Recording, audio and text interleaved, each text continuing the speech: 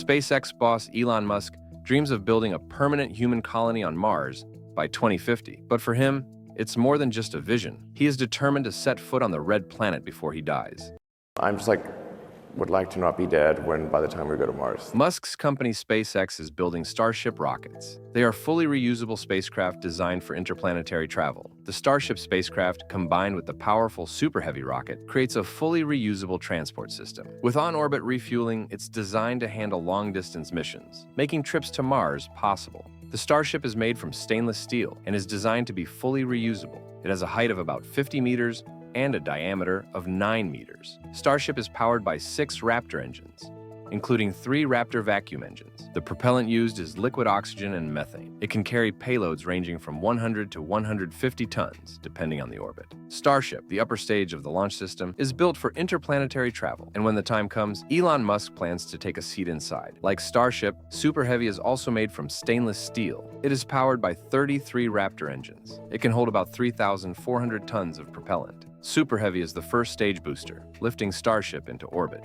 A major challenge lies ahead: refueling in space. For a successful trip to Mars, the Starship must be refueled in Earth's orbit using special tanker versions of itself. This process involves launching multiple tankers to transfer propellant to the Mars-bound Starship. Following successful uncrewed missions, SpaceX plans to send crewed Starships to Mars. These missions will involve establishing a fundamental base on Mars, with initial crews of about 12 people. Elon Musk aims to launch Starships to Mars by 2026, if all goes as planned. But space exploration is challenging, and delays are always a possibility. Once on Mars, SpaceX plans to use local resources to produce fuel for return journeys. This involves extracting water ice and converting it into methane and oxygen using the Sabatier reaction. In my previous video, I talked about how we can drink water on the red planet. To reach Mars faster, several technological advancements are necessary. Nuclear, electric, and nuclear thermal propulsion systems are critical. These systems can significantly reduce travel time to Mars by providing more efficient and powerful thrust compared to conventional propulsion methods. The ability to refuel spacecraft in orbit is crucial for long-duration missions. This involves developing reliable systems for transferring propellants in space.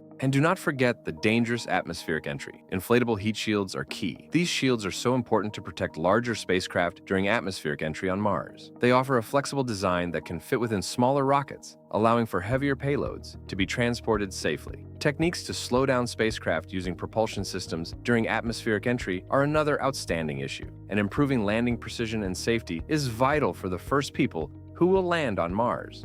How will we communicate with the Martians from Earth? Communication between the two planets currently relies on radio signals, which are transmitted through the Deep Space Network or via relay networks like the Mars Relay Network. This network includes orbiters, such as the Mars Reconnaissance Orbiter, Mars Odyssey, and others that act as intermediaries between Mars rovers and Earth. Upon landing, the first infrastructure set up by Martian explorers will likely include a big antenna on the crew's landing vehicle, pointed toward Earth. This will enable direct communication with Earth when possible. When the ground-based antenna does not have a direct line of sight to Earth, orbital relays similar to the Mars Relay Network will be used. These orbiters will relay data between Mars and Earth, ensuring continuous communication. The European Space Agency is considering the Mars Communication and Navigation Infrastructure, or Marconi project, to enhance the relay network's robustness and capacity for heavy data transfer. But do not forget the time delay. The distance between the red planet and Earth results in a significant time delay, ranging from 3 to 24 minutes for one-way communication. So, real-time communication is complicated but can be managed through scheduled transmissions and relay systems. Advanced technologies, like laser communication, can offer faster data transfer rates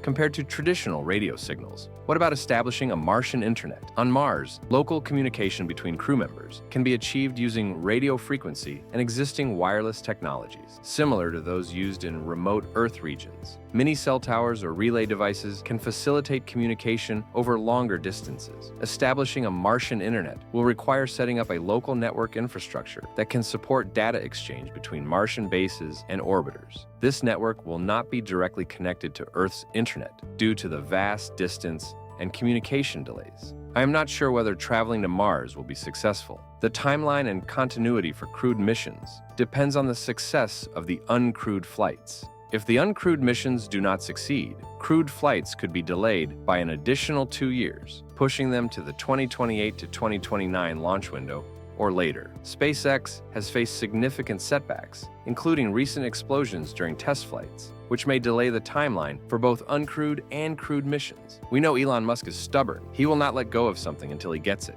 Despite these challenges, SpaceX continues to refine the Starship and Super Heavy systems, with ongoing improvements aimed at achieving reliable and efficient interplanetary travel.